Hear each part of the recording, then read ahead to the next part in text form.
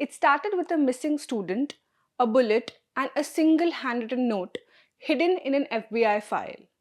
40 years later, that hidden note would set an Indian origin man free. Hello and welcome to The Print.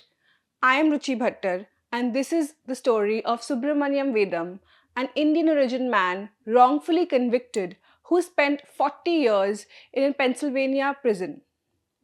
Earlier this month, a Pennsylvania court exonerated 64-year-old Subramaniam Vedam, an Indian-born permanent legal US resident, in a stunning reversal of a 1980 murder conviction.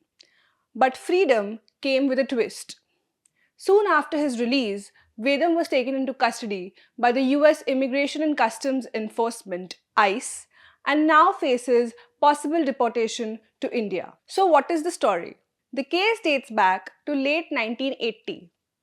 Thomas Kinser, a student from State College, disappeared, and a year later, his remains were found in a wooded area with a single bullet hole in the skull. Investigators recovered a .25 caliber shell casing nearby, and the prosecution built its case around a theory that Subramaniam Vedam had shot Kinser with a .25 handgun.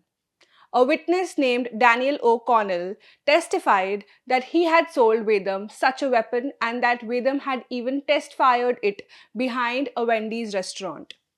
With little physical evidence and mostly circumstantial claims, Vedam was convicted of first-degree murder in 1983, retried and convicted again in 1988, and sentenced to life imprisonment. Decades later, during post-conviction hearings, Judge Brian Grein of the Center County Court uncovered what had been buried all along: a suppressed FBI evidence that should have been shared with the defense. In US law, this is called a Brady violation, based on the Supreme Court's 1963 ruling in Brady v. Maryland. The rule is simple. If prosecutors hide evidence that could help the accused, they violate due process. In Vedam's case, court found two major Brady violations and a third under NAPE's precedent, which forbids prosecutors from allowing false testimony to go uncorrected. Let's look at the suppressed evidence now. The first piece of suppressed evidence was a handwritten FBI note, which had precise measurements of the bullet hole in Kinser's skull. At trial, FBI agent Albrecht testified that the hole was consistent with a .25 caliber bullet, but the note hidden until 2024 told a different story. The hole measured between 5.9 and 6.1 millimeters, smaller than the 6.35 mm size of the .25 caliber bullet. In a sense, the fatal shot could not have come from a weapon linked to Vedam. The second suppressed evidence was the neutron activation analysis, a forensic test comparing the bullet from the body with one allegedly fired by Vedam. This analysis identifies whether two bullets came from the same batch by measuring trace elements after neutron bombardment. The FBI's own data, released only in 2025, revealed that the bullets were chemically dissimilar. An expert concluded that they were so disparate that they likely came from different boxes of bullets, directly undermining the state's case.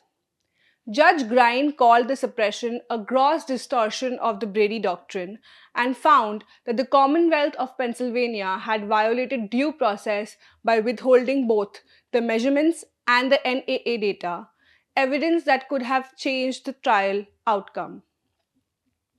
In his order, the judge wrote, "There exists a reasonable probability that its disclosure would have produced a different result at trial." But what now? After more than 4 decades of appeals, in 2025, the court vacated Vedam's 1988 conviction and ordered a new trial. But before proceedings could begin, Center County District Attorney Bernie Cantorna announced that the state would not retry the case, citing the passage of time and lack of remaining evidence. Subramaniam Vedam was released on October 3, 2025, but within hours he was taken into ICE custody. Now, after 40 years in a US prison for a crime the court says he likely did not commit, he faces the prospect of deportation to India. In the end, a single handwritten note, lost, forgotten, and rediscovered decades later, exposed how a suppressed evidence can alter the course of justice. Thank you for watching.